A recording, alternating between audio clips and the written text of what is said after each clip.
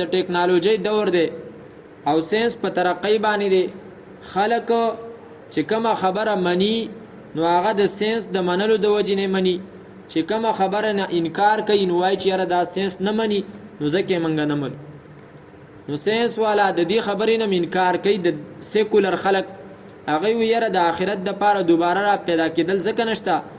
چې ساينس د دې نه چې دی نو انکار کوي چې څنګه یو سړی مړ شو نو بیا دې هغه چې دی نو دوباره را پیدا شي دا ساينس نه مني دا عقل نه مني لہذا موږ دا نه منو خو موږ دې خلکو ته ویو چې ستاسو دا ساينس جاهله دی ولې جاهله دی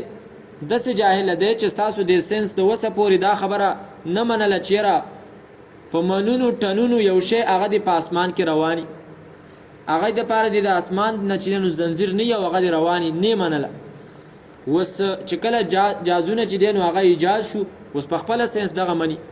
تاسو ساينس جاهل او تاسو دا ساينس دا خبره خو نه مني چیرې دا زمونږ په عقل کې ناراضي چې یو سړی د مړ شي بیا د دوباره را پیدا شي خو ساينس ته موږ یو ودرېږه تا بجدینو د دې پویم حاصل شي بیا به ته دام اومني او تاسو د ساينس نه دا خبره موږ ته پوس کو چې یو سړی د مثال په تور باندې هغه 1,00,000 کسان وجلی دي نو تاسو عقل خدا وای چیرې دی له سزا ورکړي شي نو که چېرته تاسو د آخرت ژوندۍ نه منئ نو دغه یو سړی لا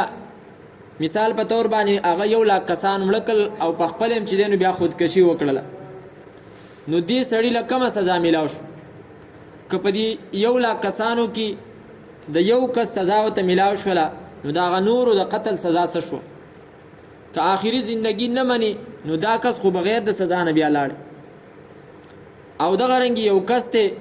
او هغه چې دینو د 1,00,000 کسانو د زندګۍ سبب جوړ شو داغه د وجې نه 1,00,000 کسان چې دینو ژوندي شو